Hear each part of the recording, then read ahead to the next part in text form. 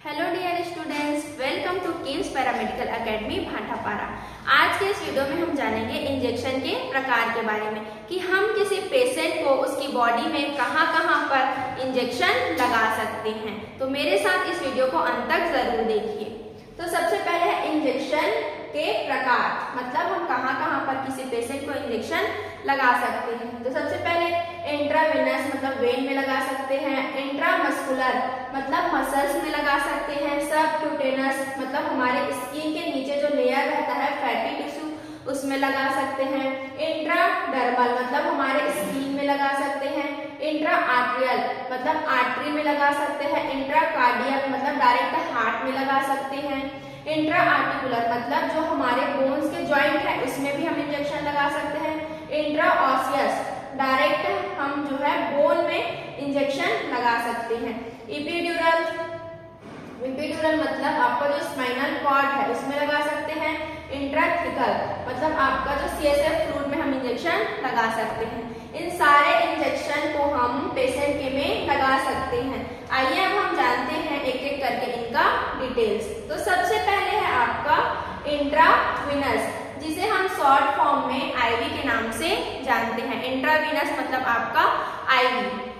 Intravenous injection सीधे when में लगाए जाते हैं, मतलब इंट्रावीनस मतलब हम डायरेक्ट इंजेक्शन किस में लगाएंगे, वेन में। इंजेक्शन लगाने के लिए सुई का 25 डिग्री एंगल होना चाहिए, मतलब जब हम किसी पेशेंट के वेन में इंजेक्शन लगाते हैं तो नीडल का एंगल कितना होना चाहिए, 25 डिग्री एंगल पर होना चाहिए। और इस रूट से लगाई गई दवाई जल्द असर करती है, मतलब जब हम किसी पेशेंट के में वेन में इंजेक्शन लगाते हैं तो उसमें जो इंजेक्शन में हम जो दवाई डालते हैं वो जो है बाकी रूट के मुकाबले जल्दी असर करता है। क्यों? क्योंकि हम डायरेक्ट वेन में इंजेक्ट करते हैं और वेन में हमारा ब्लड फ्लो होते रहता है, तो मेडिसिन जो है वेन के थ्रू ब्लड में तुरंत एब्जॉर्ब होता है, इसीलिए क्या करता है, जल्द ही असर करता है। इस इंजेक्शन इन्फ्यूजन के द्वारा और डायरेक्ट दिया जा सकता है। आईवी में हम इंजेक्शन डायरेक्ट लगा सकते हैं, या तो आईवी फ्लूइड जब हम चढ़ाते हैं तो भी हम मेडिसिन को वेन के थ्रू बॉडी में पहुंचा सकते हैं। अब सेकेंड है हमारा आईएम। आईएम मतलब होता है आपका इंट्रामस्कुलर, मतलब हम इसमें इंजेक्शन को किस में लगाएंगे, मसल्स में लगाते हैं। ठीक है, इंट्रामस्कुलर इंजेक्शन सीधे मांसपेशियों में लगे जाते हैं, मतलब हम इंजेक्शन को मसल्स में लगाते हैं। जब इंजेक्शन लगाते हैं तब नीडल का एंगल कितना होना चाहिए, 90 डिग्री एंगल होना चाहिए, मतलब हम सीधे खड़ी लगाते हैं। इंजेक्शन का एंगल कितना होना चाहिए, 90 डिग्री एंगल होना चाहिए आईएम में।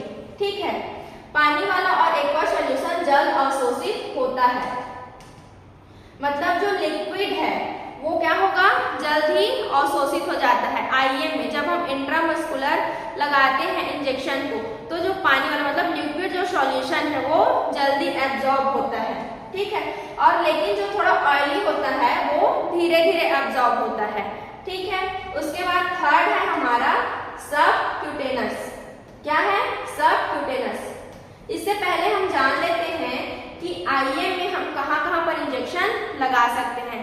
हमारे जो किस में लगा सकते हैं, हम आर्म में, साइड के आर्म में, थाई में लगा सकते हैं और कमर के मसल्स में हम लगा सकते हैं आईएम इंजेक्शन को। उसके बाद थर्ड है हमारा सबक्यूटेनस, जिसे हम शॉर्ट में एससी सबक्यूटेनस के नाम से जानते हैं।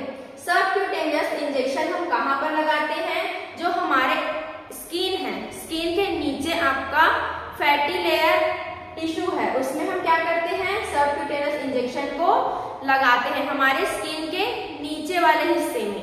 ठीक है, उसमें हम क्या करते हैं, सबक्यूटेनियस इंजेक्शन को लगाते हैं।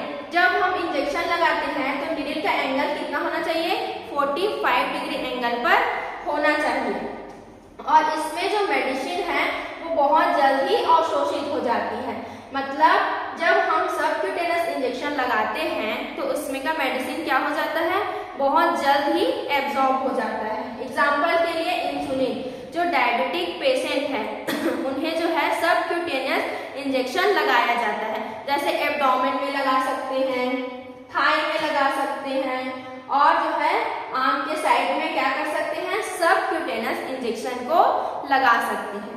उसके बाद हम जानते हैं इंट्राडर्मल, जिसका शॉर्ट फॉर्म है आईडी।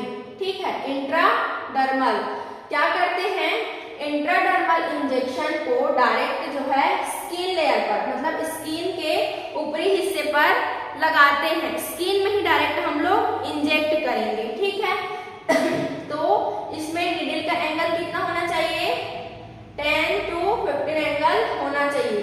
10 से 15 डिग्री एंगल पर नीडल का एंगल होना चाहिए। ठीक है, हम कब यूज करते हैं, जब हमें किसी चीज का एलर्जी टेस्ट करना है। ठीक है, क्या करेंगे हम, इंट्राडर्मल जो इंजेक्शन को कब यूज करेंगे, जब हमें किसी भी चीज का क्या करना है, एलर्जी टेस्ट करना है, तो उस समय हम किसी पेशेंट के में इंट्राडर्मल इंजेक्शन यूज करते हैं। ठीक है, उसके बाद है आपका, आगे हम देखते हैं इंट्रा आर्टियल। क्या है, इंट्रा आर्टियल। इसमें हम क्या करेंगे, इंजेक्शन को डायरेक्टली आर्टरी में लगाते हैं। ठीक है, क्या करेंगे, हम इंजेक्शन को डायरेक्ट आर्टरी में लगाते हैं। तो इस समय नीडल का एंगल कितना होना चाहिए, 30 से 45 डिग्री नीडल का एंगल होना चाहिए। किसमें, इंट्रा आर्टियल इंजेक्शन लगाते समय नीडल का एंगल 30 से 45 डिग्री एंगल होना चाहिए। ठीक है, हम कब यूज करते हैं, कब हम इंट्रा आर्टियल इंजेक्शन को यूज करते हैं, जब हमें ब्लड वेसल्स को बहुत बारीक तरीके से देखना रहता है, तो हम जो कंट्रास्ट एजेंट को क्या करेंगे, डायरेक्ट आर्टरी में डालते हैं। ठीक है, जिससे वो ब्लड वेसल्स में जाता है और हम ब्लड वेसल्स को बहुत आसानी से देख सकते हैं, बहुत ही बारीक तरीके से। यदि हम ब्लड वेसल्स को देखना चाहते हैं, तब हम क्या करेंगे, इंट्रा आर्टियल में क्या करेंगे, इंजेक्शन या एजेंट को डालते हैं। ठीक है, उसके बाद है आपका, और जैसे कहीं पर जो गांठें हो गई है, ट्यूमर हो गया है, तो उसको हमें देखना है, तब हम क्या करेंगे, कोई भी मेडिसिन को डायरेक्ट पेशेंट के इंट्रा आर्टियल मतलब आर्टरी में इंजेक्ट करते हैं। ठीक है, उसके बाद नेक्स्ट है हमारा इंट्रा कार्डियल। क्या है, इंट्रा कार्डियल। इस इंजेक्शन को हृदय की मांसपेशी और वेंट्रिकल में लगाया जाता है। मतलब हम क्या करेंगे, इंजेक्शन को डायरेक्ट हार्ट में लगाते हैं, हार्ट की मांसपेशियों में और उसके वेंट्रिकल में। इसे ही हम क्या कहते हैं, इंट्रा कार्डियल। ये केवल इमरजेंसी कंडीशन में हम यूज करेंगे। जब हमारा हार्ट काम करना बंद करेगा, तो हम क्या करेंगे, डायरेक्ट हार्ट में मेडिसिन, इमरजेंसी कंडीशन में मेडिसिन पहुंचाने के लिए हम डायरेक्ट हार्ट में इंजेक्शन लगाएंगे। ठीक है, जैसे एग्जांपल के लिए एपिनेफ्रिन इंजेक्शन, ये बहुत ही इमरजेंसी इंजेक्शन है। जब हमारा हार्ट काम नहीं करेगा, उस समय हम क्या करेंगे, इमरजेंसी कंडीशन में हम इस इंजेक्शन को हार्ट में लगाएंगे। ये है हमारा इंट्रा कार्डियल। अब नेक्स्ट है हमारा इंट्रा आर्टिकुलर। क्या है, इंट्रा आर्टिकुलर। इंट्रा आर्टिकुलर में हम इंजेक्शन को कहाँ पास लगाते हैं, जैसे दो बोन्स हैं, दो बोन्स के बीच में ज्वाइंट है, तो ज्वाइंट के बीच में जो गैप रहेगा, उसमें हम क्या करेंगे, इंजेक्शन को लगाते हैं, जिसे हम इंट्रा आर्टिकुलर कहते हैं। जैसे कि देखिए, ये हमारा बोन्स है, बोन के बीच में ज्वाइंट है, तो ज्वाइंट के बीच में जो गैप रहता है, ठीक है, इसी में हम क्या करेंगे, इंजेक्शन को लगाते हैं, जिसे हम क्या कहेंगे, इंट्रा आर्टिकुलर। ठीक है, नीडल का एंगल कितना होना चाहिए, तो पोजीशन के हिसाब से आप उसमें नीडल का एंगल बना सकते हैं, जिससे आपको लगाते बन जाए, उस हिसाब से क्या रहेगा, नीडल का एंगल रहेगा। ठीक है, कॉमन यूज मतलब हम कब यूज करेंगे, जॉइंट पेन रहेगा, तब हम क्या करेंगे, इस इंजेक्शन को यूज कर सकते हैं। जब हमारे जॉइंट में सूजन रहेगा, मतलब इन्फ्लामेशन, तब हम इसको यूज कर सकते हैं। अर्थराइटिस, यदि किसी को अर्थराइटिस है, तो हम क्या करेंगे, दो जॉइंट के बीच में जो स्पेस है, मतलब इंट्रा आर्टिकुलर में हम क्या करेंगे, इंजेक्शन लगाएंगे। ठीक है, उसके बाद है हमारा इंट्राऑसियस।